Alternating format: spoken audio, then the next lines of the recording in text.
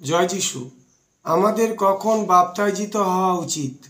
আমাদের কখন বাপ্তাইজিত হওয়া উচিত? আর এখন কেন বিলম্ব করিতেছ? উঠো, তার নামে ডাকিয়া বাপ্তাইজিত হও। প্রেরিত পুস্তক 22 অধ্যায় 17 পদ। আর এখন কেন বিলম্ব করিতেছ? উঠো, তার নামে ডাকিয়া বাপ্তাইজিত হও। প্রেরিত পুস্তক 22 অধ্যায় 16 পদ। এই প্রশ্নের উত্তর আমরা বাইবেল থেকে খুঁজে পেলাম। আমরা কখন জলবাপ্তিস্ম গ্রহণ করব? আমরা কখন জলবাপ্তিস্ম গ্রহণ করব? সহজ সরলভাবে এর উত্তরে বলা যায় যে পাপের জন্য অনুতাপ ও স্বীকারোক্তি করে প্রভু যিশুকে হৃদয়ে ত্রাণকর্তা ও প্রভু বলে গ্রহণ করার পরই বাপ্তিস্ম নেওয়ার উপযুক্ত সময়। সহজ সরলভাবে এর উত্তরে বলা যায় যে পাপের জন্য অনুতাপ ও স্বীকারোক্তি করে প্রভু যিশুকে হৃদয়ে ত্রাণকর্তা ও প্রভু বলে গ্রহণ করার পরই বাপ্তিস্ম নেওয়ার উপযুক্ত সময়। অনুতাপ ও মন পরিবর্তনের বিষয়ে ঈশ্বর নির্দিষ্ট সময় হলো এখন। শাস্ত্রে লেখা আছে, ঈশ্বর এখন সর্বস্থানের সকল মনুষ্যকে মন পরিবর্তন করিতে আজ্ঞা দিয়েছেন। প্রেরিত পুস্তক 17 অধ্যায় 30 পদ। দেখো, এখন সুপ্রসন্নতার সময়। দেখো, এখন পরিত্রাণের দিবস। 2 করিন্থীয় 6 অধ্যায় 2 পদ। আর ঠিক একইভাবে বাপ্তিস্মের বিষয়ে যে সময় নির্দিষ্ট করা আছে তা হলো এখন। আর ঠিক একইভাবে বাপ্তিস্মের বিষয়ে যে সময় নির্দিষ্ট করা আছে তা হলো এখন। আর এখন কেন বিলম্ব করিতেছ? উঠো, তার নামে ডাকিয়া বাপ্তাইজিত হও। প্রেরিত পুস্তক 22 অধ্যায় 16 পদ। বাপ্তিস্ম নিতে ইচ্ছুকদের শিক্ষা দেওয়ার ব্যবস্থা করা হয়। তারা প্রথম 3 মাস বাপ্তিস্মের বিষয়ে নানা রকম শিক্ষাপ্রাপ্ত হওয়ার পর শিক্ষাদাতা পরখ করে দেখে যে তার শিক্ষার্থীরা কতটা পরিপক্ক হয়েছে। এরপর তারা আরও কিছুদিন অপেক্ষা করে, কারণ বাপ্তিস্ম দেওয়ার একটা দিন ধার্য থাকে এবং ওই দিনে সাধারণত অনুষ্ঠানের মধ্য দিয়ে বাপ্তিস্ম দেওয়া হয়। বাইবেলে কিন্তু এ ধরনের কোনো অনুষ্ঠান বা বিশেষ দিনের উল্লেখ নেই, বরং ঈশ্বরের বাক্যে পরিষ্কার বলা হয়েছে এখন। পঞ্চাশোত্তমের দিনে 3000 লোক মন পরিবর্তন করেছিল। অনুতাপ করার পরই তারা বাপ্তিস্ম নিয়েছিল। প্রেরিত পুস্তক 2 অধ্যায় 41 পদ। এখানে অপেক্ষা করার বিষয়ে কোনো শিক্ষা দেওয়া হয়নি।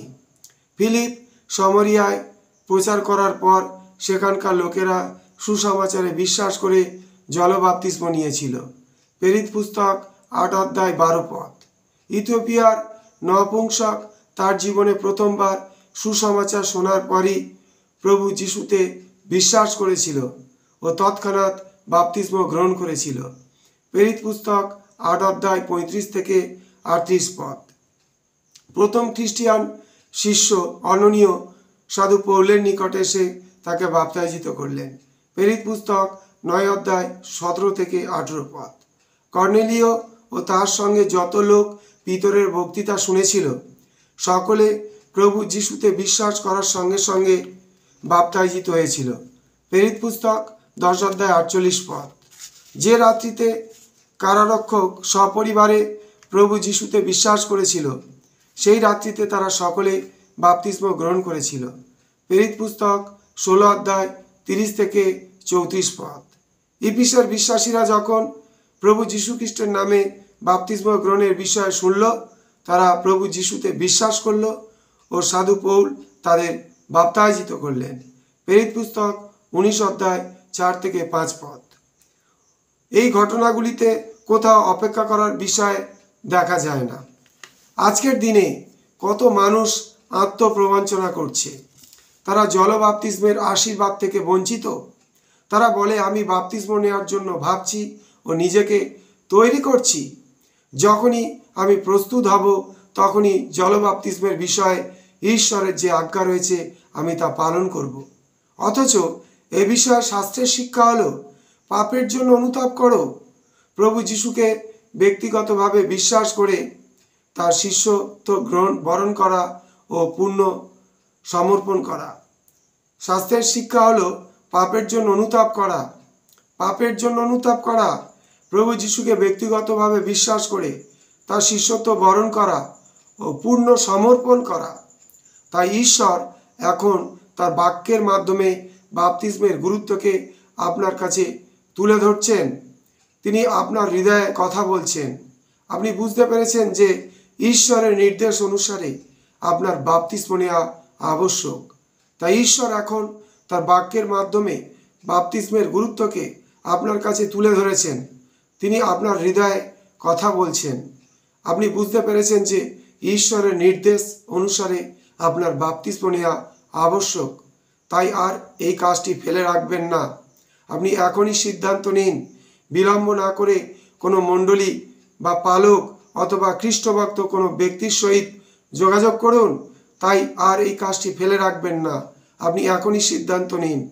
বিলম্ব না করে কোনো মণ্ডলী বা পালক অথবা খ্রিস্টভক্ত কোনো ব্যক্তির সহিত যোগাযোগ করুন। কারণ ঈশ্বরের বাক্য বলে, আর এখন কেন বিলম্ব করিতেছ?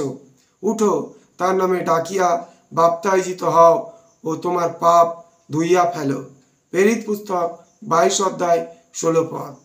যদি আপনি অনুতাপ করে প্রভু যিশুকে আপনার ব্যক্তিগত ত্রাণকর্তা প্রভু বলে হৃদয়ে গ্রহণ করেছেন এবং আপনি একজন ঈশ্বরের সন্তান, এ বিশ্বাস আপনার হৃদয়ে জন্মে থাকে, তবে এখন ঈশ্বরের আদেশ পালন করতে তৎপর হন। তার বাক্য অনুসারে আপনি উঠুন ও এখনই বাপ্তাইজিত হন।